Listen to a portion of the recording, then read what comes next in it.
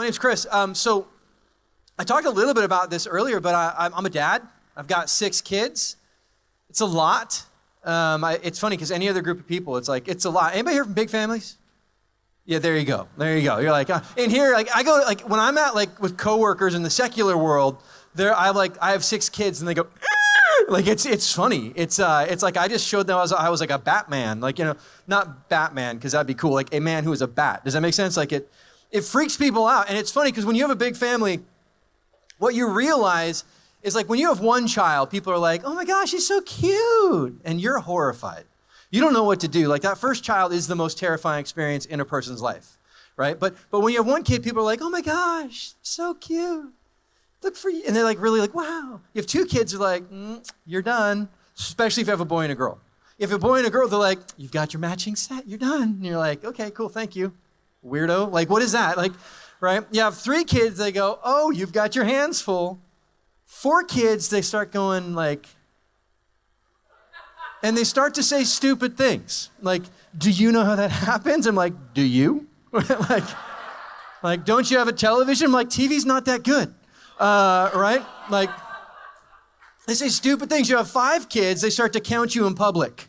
Right? You're walking with your kids, they're like, and it's like, I'm like a 5. 5. Are they all yours? I think so. No, right? No, I've got one kid who came up with blonde hair and blue eyes. We named her Heidi, and God was like, I can do that. Blonde hair, blue-eyed Heidi Mueller, right? And then 6 kids, it's just ridiculous at that point. At 6 kids, the minivan doesn't work anymore. You got to upgrade to the full-size van. I mentioned this. When we show up, people think they're getting packages. That's our life, right?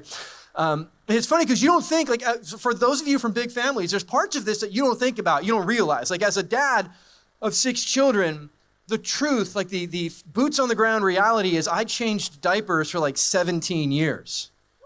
Thank you. That's a lot of diapers. That's, okay, thank you. That's a really weird response. Anyway, it means I've been dealing with other people's feces for 16 years, all right? And here's the thing. Because poop is poop, man. Anyway, we had a rule in our home, no pets until we're done with diapers, because one species feces, that's it, right? That was my rule. Then we got a dog. Anyway, because it's rules. But it's funny because when you have that first kid, it's a terrifying experience. And as the dad, mom just gave birth, and she is wrecked, right? And beautiful, but wrecked, right? And the nurse hands you the baby, and you're like your first act to this child was as a father was to cut the cord. I performed violence against him in his eyes. He's put me back. And then they give you this baby. And it's amazing how quickly after they nurse, they poop. It's immediate. It's the first thing you do is you eat and you poop. That's it, right? And the nurse is all right, well, looks like he's got a full diaper. And as a father, you have no idea what's going on. And I remember opening that first diaper, and it's not like what you know. It's this weird black tarry, it's horrifying. And it doesn't come off. It's if you stepped on tar at the beach. Actually tar comes off easier. I used a baby wipe on tar and it came off, just like that, right? On my child, you're just wiping and the kid's dude, you're getting a little aggressive. You're like, I know, I'm sorry, right? Childhood is weird, man. If you think about it, as a child, it's weird because you don't get to communicate for years, right? As a child, if you've got a dirty diaper, you cry, right? If you're hungry, you cry. And for the first 3 years, you're what's that?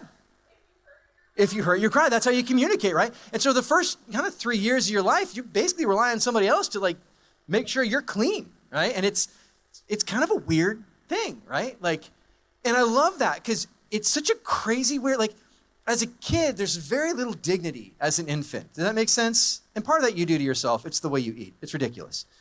I've got one child right now. He goes to bed with food all over his face all the time, right? It's mostly my fault.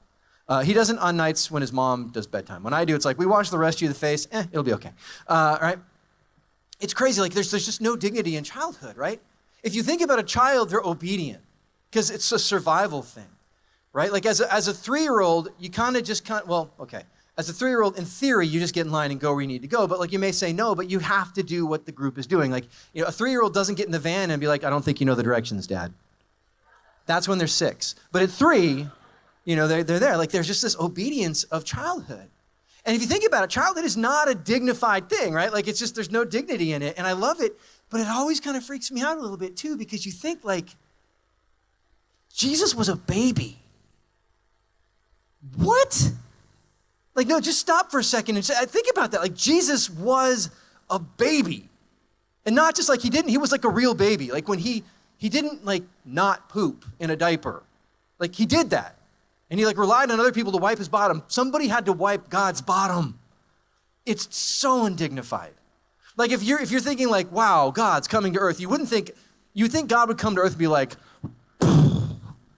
I have come to save you. And he was like, I have come to poop my pants for 3 years. Someone's gonna wipe my bottom, right? Does that make sense? Like that's so undignified. Like when he wanted to eat, he would have to cry, just like you. He didn't like, mother, bring forth thy holy bosom, I desireth milk. Like no. He cried, right? Like he was a helpless baby, right? And I love that, but why? Why? God, why would you come like that? It doesn't make any sense at all, right? And I love it because God came like that for a reason. You think about that as a child, like one of the hardest things as a young adolescent, as a young person, anybody like 15, 16 here? Like that's hard. It's hard to be 15 or 16 years old because there's something inside of you that inherently knows I'm ready to take responsibility for my life, but they won't let me. There's something inherent about that because at any other moment in human history, guess what? You would be adults at 15 or 16 years old. You would be responsible for your own life, and that's hard. And so Jesus, as a young adolescent, guess what? His parents were like, Jesus, go do the dishes, right? How many of us are like, no? But he was, or just, I didn't hear you, right? But Jesus just did the dishes. Why? Like Jesus, God made himself subject to Mary and Joseph. Like they were still his parents. In fact, the catechism says that like everything that like of God he knew, but like he had to be raised as a human, right? Like there are places where it says he grew in knowledge and wisdom, right? They brought him up. He had to learn how to walk. He had to learn how to talk. He had to learn how to do the dishes. He had to learn his trade, right? Those were things he did. And it's why. And I love it because the why is you. Why would Jesus go through all of this? Because what that tells us is there's not a moment of your life that's not important enough for Jesus. From the moment you are born until your death, there's not a moment of your life where he's like, no, I'm not interested in that part. I'm just waiting till they get older. I'm waiting till they're adults. I'm waiting till they've got really big thing going on because the little stuff I'm not that interested in. No, I'm just waiting for the really big stuff. No, God said I'm going to come as an infant and I'm going to have this ridiculous life for God, right? Like, because I want them to know that I know them. And there's not one moment of their life that I'm not interested in that can't be sanctified. One of the things in my family we say all the time, and it's like a mantra in my family, is everything is impossible until someone does it. I've got my 10-year-old right now, and I love this kid. He makes me crazy, but I love him. He's just like a questions kid. Have you ever, like, any of you guys questions kids? Dude, you make your parents so tired, right? Like, but his question, like his thing, and this is crazy, and I don't know where this kid came from because he's way smarter than I am, but he'll say things like he got this idea of perpetual motion. You guys, are you with me on this? Is crazy. Like a machine that powers itself. That is his thing. Scary. And like it keeps coming back to it. For the last 2 or 3 years, he keeps coming back to, yeah, Dad, but what about if this? Who are you? Like, but what if it did this? Well, what if you brought this in? I'm like, no, it still doesn't power itself. But what about solar panels? It wouldn't power itself. There's no energy coming in. But what about, it's like, who are you? Right? Like, I love that. Because like, God loves that kid. Right? Everything's impossible until somebody does it. And so Jack, I always say to him, like, Jack, you might be the guy. Like perpetual motion's impossible that we know of, but you might be the guy. Everything's impossible when someone does it. You've been called to a life of fearlessness, to a life of holiness. And you know what? If it was up to you, totally impossible. I can't live a holy life. A holy life is impossible for me unless someone else did it. And then it becomes possible. You know what Jesus' life was about was what Adam failed to do. Thus, for humanity becomes impossible, Christ comes and does so that we can live how he has lived. That's crazy powerful. And you look at his life, and his life is not easy. Like, I love this because he's God, right? He's God, and he could have come down, like I said, like, I'm God, like that's it. He could have gotten to the cross and been like, sin, gone. But he didn't, because we can't. And so he went to sin and death, and he conquered sin in a way that we could be invited into. And I love that because, you look at his life, and I love the miracles. I did the whole thing on the masculinity of Jesus, and Jesus is so manly. He's so freaking manly. Like, if you see, like, and I talked about this with the guys. Guys, I'm sorry. You've already heard this. It'll be just as good. But here's the thing. Like, when they come to seize Jesus in the garden, he literally, like, which one is he? And he's like, I am. And everybody falls on their face because he's so freaking masculine. I am. He pronounces who he is, God, I am that I am. Like, that's his name, right? That is God's name. And he says it, and at the sound of his name, all of these guys who came to arrest him and murder him fall on their faces. And he's like, no, you guys got something to do, don't you? Right? That's such a masculine God. Like, he is such a man. I love that. I love that Jesus, like, you look at the way he interacted with people. My favorite miracle, literally two. I have a lot. They're all my favorite. Darn it. Anyway, but there's a good story. He's on the way to heal a little girl who is dead, Jairus' daughter, right? I love this because he's on his way to heal this little girl who is dead. And on the order of miracles, like there's like, you had a cold, bless you, miracle. That's not in the Bible, but that would be like a low-level miracle, like a blessing, like a healing of a cold, right? That would be a low one. I think anytime you're getting like they're dead people, that's kind of your higher level miracle, right? Like, that's not like, like dead is dead, right? Here's the thing. He's on his way to bring someone back from the dead, which I would, say it's one of those high level miracles. And as he's walking, the crowd's pressed on him, and we miss Jesus. Like, we always tend to think he's just this other. And he doesn't walk places, he floats, right? And I love it because in the gospel, it says that the crowds are pushed up against him. So when Jesus showed up, it wasn't like, oh, it's Jesus, everybody. Oh, it was like, Jesus!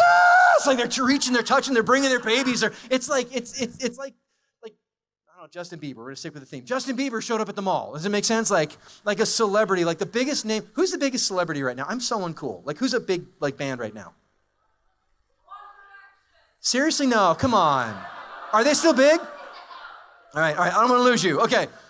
It's funny because that used to be the band I used in the story, and I thought they weren't cool anymore. Anyway, so it's like One Direction showed up at the mall. All right, is that good? All right, that's the problem. Anyway, that's what it was like when Jesus showed up. He was a rock star, right? And so he's walking, and they're all pressed up on against him. They're all like pushing on him, and he stops in the middle of that, and he goes, "Who touched me?" And I love it because the apostles, and I paraphrase, I kind of tell Bible stories like they're my stories because these are our stories. And we need to internalize them. They need to be our stories, right? Anyway, so they're all pressed up against him. And he stops and he goes, "Who touched me?" And I paraphrase the apostles. This is what they said. Everyone. What do you mean, everyone touched you? Like, look at, no. I felt the power go out of me. Who touched me? And I love that. Because Jesus is on his way to raise someone from the dead, and he stops because someone touched him and the power went out of him. The power went out of him. So what happened? Somebody was healed. Did he have to stop? No, because she was already healed. Does that make sense? Like, the power went out. It was done. He could have kept going and she would have been healed and it would have been done. But he stops. Why? Because there was a woman there who had a hemorrhaging issue. Essentially, it was like she had her cycle and it never stopped, which at the time would make you ritually unclean. For as long as that went on, you were ritually unclean, which meant you couldn't be touched by another person without them being ritually unclean. Are you following me? For years. Everyone probably knew something was going on. And at the time, they would assume that was sin that had led her to that God was punishing her for that. She had been outside of the normal society, and to touch someone like she had done would have been a crime, essentially. And Jesus stops and he says, whoa, somebody touched me. I felt the power go out of me. And this woman stands up and she says, it was me. And he says, your faith has healed you. She didn't, see, the miracle had been done. He could have kept walking. He was on his way to do something very important, but she needed to hear him. Guys, there's not anything in your life that is not important enough to bring to the Lord. Because if he can stop on his way to a raise the dead person from a miracle, that was not a sentence that made any sense at all. If he can bring on his way to raise a person from the dead, to recognize someone who just needed to be seen, he sees you. I love that.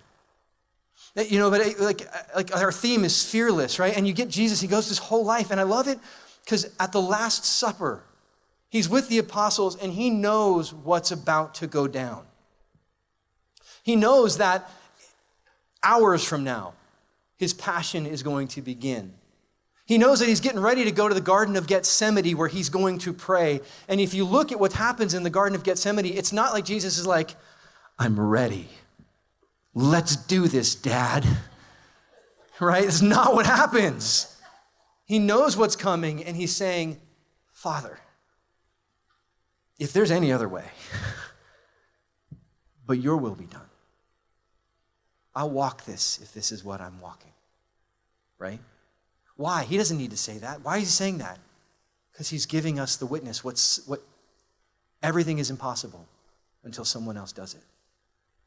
And I love it because at the Last Supper, knowing, if there's any theologians in the crowd who are like, dude, shut up. Anyway, no,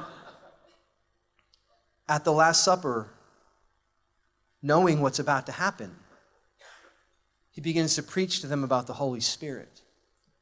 He begins to tell them about how his life is going to come to them, how they're going to understand everything. And he does this whole thing, and I love it because in John 16:33, he says, I've told you this so that you might have peace in me. In the world, you'll have trouble, but take courage, I've conquered the world. And I love it because he's like, I've told this so you might have peace. All right, I like that part. You're going to have trouble. Well, you blew the peace part, right? Like, you blew it. You know, that verse, I'm a Catholic speaker guy. I was in youth parish ministry for 18 years. I kind of my whole adult life, I've been part of growing churches, you know? And so that verse, like, in this life you'll have trouble, I've always been like, yes, I will, but not that bad. You know, like, right here. Also kind of like I had this knowledge of like, God, I know the reason I work for you is like I need a short leash, right? Like, and so you know I can't take much, so like, let's be cool, right? And that's always the way I've been. Like, I mentioned my kids. Do you have that picture of my family? Guard your eyes, they're beautiful. This is my family. That's awesome. Yeah, it's pretty cool. I'll be honest, like I met my wife at a Catholic young adult dance. And it was a moment of like heaven. And I was there and I saw her and I was like, wow, I am not going to talk to her. But you do really good work, right? And I was sitting there with a group of friends and she just came and walked up to me, and started talking to me. And we both count that as the first day we started dating, and we got married a year later. And it was a rebound relationship for both of us, totally gone wrong, just completely. Like we screwed up the rebound thing because we got 6 kids. Anyway, so this is my family. The little guy in my arms, his name is Ben, and he's a nuthead, man. Like every kid has their own personality, but like this kid, I love this kid's heart because some kids, like when the wind blows in their face, they tuck into your arm. Like Jack, the little guy in the front who looks like he's in pain. Like he can't, his picture, he's the most photogenic kid in the world if he doesn't know you're taking a picture of him. If he knows, it looks like that. Anyway, but when Ben was a baby, when the wind would blow in his face, he would lean into it. I mean, that's just who he is, you know? It's just who he is. Anyway, let me give you the next picture. This is great. So we were at Yosemite, and Ben was determined to play poo sticks. If you have read Winnie the Pooh, not like watch it poo sticks, so he was collecting sticks because he was like, we're gonna play poo sticks. And so that's him. And he was about 3 here. Totally, painfully cute. He was about 3 here. And anyway, so Ben is just an amazing little person. I say he's like a 40-year-old in like a little person's body. He's just so like intense. He has this intensity about him. But Good Friday, that year, we were watching a cartoon version of the Easter story, right? And as we're watching, he's like this busy little 3-year-old. He's doing his thing, and all of a sudden he bobs in front of myself, my wife, and I'm standing behind the couch. My wife's here, and this is like all the planets aligned. And at the same moment, my wife and I said, "Well, what's that?" Because we noticed this. You see, he's got this little lump on his neck. And it's funny, kids get lumps. It's a part of life. I mean, I had a lump on my neck when I was 16. That was a little weird, and usually it's nothing. It's mono. And so I called my buddy who's a pediatrician. I was like, "Hey, a lump on his neck." And he's like, "What are you worried about? You think it's like cancer?" And I was like, "No." He's like, "It's not. It's probably mono or a virus, or don't worry about it." And so I was like, "Okay, cool." The problem was that lump continued to grow. And within a matter of weeks, I think it was 3 weeks later, it looked like that. Now, our doctor had set us up for an appointment with a specialist, and I actually left to go to Canada. There you go. I was speaking in Toronto for like a week. I spoke to something like, 15,000 people that week. My wife took that picture and sent it to me, and she said, this isn't normal. I don't think we can wait. She sent it to our pediatrician, and he said, "No, I agree," and they set an appointment up with a specialist the next day. And she got to the specialist's office, and he slid up to Ben, and he put his hands on his neck, and he said, "I normally tell parents not to worry, but I'm very concerned." And they scheduled a biopsy. I was in Canada when my wife called me, and she said, "He's concerned, there's a biopsy."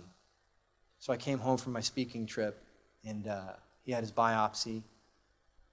And we waited like an eternity. It was like a week or something while we were waiting for these results from this biopsy. And we got a call from the pediatrician, and he said, "I don't know exactly what it is, but it is a cancer. You need to get to the hospital first thing tomorrow morning and expect a very long day." And anyway, I'll give you this next picture. This is a great one. This is the cutest cancer patient you've ever seen. And our life changed immediately. I mean, it was May that year. I was getting ready to go out and do Steubenville conferences that summer. And our life changed immediately. Ben was diagnosed with T-cell lymphoblastic lymphoma, which is a precursor to leukemia. And treatment started pretty fast, pretty furious. He started chemo that first day, and part of the treatment for his steroids, and the steroids make you swollen like a blimp. And so here he is on his 4th birthday. This is about a month later. Yeah, that's a chubby, cute little boy right there. You know what I mean? They're both, yeah. And it was hard. I mean, it was very hard. Because when you have a 4-year-old at that point on steroids, it's hard to explain to his siblings why he's like that, and hard to explain to him in their moments. I remember him on the floor just crying and going, "I'm so terrible," because he's on steroids. And he was on something called dexamethasone, which is 6 times stronger than prednisone, which is just hard. I remember he'd come home from treatment, he'd lay on the couch and he'd listen to cool jazz. Like Dave Brubeck, which, like, if you know jazz, like, it's like 1950s, mid-century, like the coolest jazz ever. And I'd be like, "This kid is too cool, man." You can see this next picture, and then I'll talk a little bit more. But this is a reaction he had to one of the drugs. All right, give me one more. This is really cute. This is my bald little boy. I know, right? Yeah. And it's funny. It's not funny. There's nothing funny about it. But, like, when Ben started treatment, I figured out what it meant. I tell you this so you'll have peace. In this life, you will have trouble. But take heart. I've overcome the world. Because when Ben started treatment, I can't tell you how loudly that resounded in my ears. My whole life I've grown up in the church, and I don't know what we would have done if I didn't know Jesus.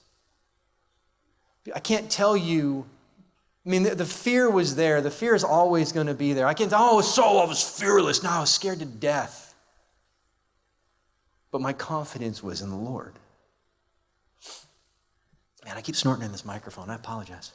No, it's all right. It's gross. In this life, you'll have trouble, but take heart. I've overcome the world. I didn't know what that meant. I mean, I was always this good Catholic kid or quasi-good Catholic kid, or not that good, but I told myself I was good, right? I was that kid. I had a good Catholic family. My dad was a preacher, was on television for 5 years. My brother led retreats, he was a youth minister. Somehow I got called into this life, and God was good to me, and he revealed himself to me, and he worked on me. And I didn't know what it meant, though, to have peace because he overcame the world. Like, in this life, you'll have troubles. I didn't get it. I always heard other people's witness talks, and I was like, that's cool, man, but not me. I'm not that guy. And then this happened. And I found myself saying, God, I can't do this without you. And I learned what that meant. And I'll tell you what, I went to prayer. I went to you. I went to the team for Steubenville, and I just said to everybody, like, listen up, pray. Because I don't know how this story ends. One of the first people reached out was Michael Paul Leone. He's a worship leader, and he said, hey, we know an oncologist at Children's Hospital Orange County. She's a faithful Catholic. I'd love to connect you. And I said, we can't take him there. We're part of this system. Like, we can't go there. And a month later, my friend, the pediatrician, called me and said, hey, you qualify for this program where you can take him anywhere you want to. And I reached out to Dr. Freddie Honey, who'd been praying for my son. And I knew God had us. Because his doctor was waiting for him. And how powerful was that? That God was arranging the world. And the beautiful thing about that was, a couple years prior, I'd stepped out of parish ministry and I'd started a nonprofit. And part of that was my kids could not qualify for private insurance because I was too poor. And so they had to go on government insurance, right? Does that make sense? And I was so pissed about that. But if that hadn't happened, I wouldn't have been able to take him to one of the best hospitals in the country. Because God was preparing our way even then. Like, there's just things I could tell you time and time again. God was just like, every time we'd be like, God, there was a drug that he needed that would take his outcome from 70% positive to 90% positive. Like, literally, this drug, if they give it to you, you have a 90% positive outcome. If they don't, you have a 70% positive outcome. Now, I was a C student, and I know it's not good, right? 70% is what we call average, and I didn't want average for my son. But this drug wasn't an international shortage. It wasn't anywhere. But because we were at the Children's Hospital, one of the best in the country, looking at the latest studies, they could challenge his reactions. They could see which kids could get the other drug and which one and so what we did is he got every single dose. God was making a way for us. And I say that in this life you have trouble, but take heart because I've overcome the world. Like, if you don't know that, when trouble comes, you do stupid things and you go, God, why would you do this to me? When the whole time God's saying, no, I am doing everything I can for you to get you through, to give meaning to. There's a verse that just locked it together for me, Philippians 4, 6 through 9. And I'm terrible at memorizing things, so I just copied it onto my phone here. And I just want to, Philippians 4, 6 through 9, have no anxiety at all, but in everything, by prayer and petition with thanksgiving, make your requests known to God. And then a peace that will surpass all understanding will guard your hearts and minds in Christ Jesus. And that, it sounds so simple and platitudinal. I'm just going to tell God what's going on in my life and he's going to give me peace. And I can tell you, peace doesn't look like there's nothing going on. Peace looks like, God, I don't know what's going on, but I trust you. And when Ben got cancer, that's all we could do. It goes on. Finally, brothers and sisters, whatever's true, whatever's honorable, whatever's just, whatever's pure, whatever's lovely, whatever's gracious, if there's any excellence and if there's anything worthy of praise, think about these things. Keep doing what you've learned and received and heard and seen, and then the God of peace will be with you. When Ben was diagnosed, we just said to the Lord, we're not losing any kid in this. We're not losing him. We can't control it, but you can. But we're not losing anybody. And I don't know if it was just God. I know it was the grace of God. What we did is God just turned our hearts to look for miracles. And we just saw him moving at every point. There was a GoFundMe campaign that came about, and it literally allowed me to not travel for a year, to not really do anything for a year, but take care of my family. So my wife could go be with Ben at the hospital, or I could go be with Ben at the hospital, and someone could be home. Most marriages don't make it through a child with cancer, but God made a way for us. Just at time and again, we'd be talking to people, and we'd say, listen, God's got us in hand, and we'd be talking about the blessings that are along the way, and be like, how can you do that? How can you be like this? And I'm like, what's the other option? Like, I know God is faithful. So I want to show you a couple more pictures, and I'll be quiet. And I'm over time. That's the way it's going to be anyway.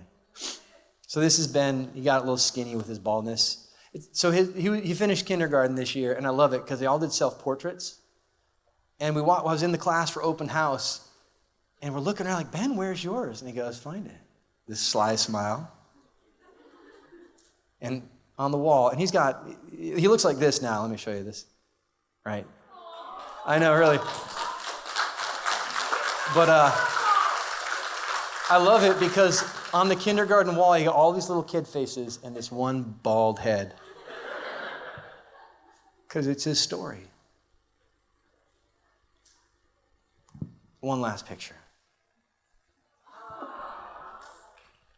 Guys, the God of the Bible, the God who walked through a crowd and saw a woman and said, she needs me.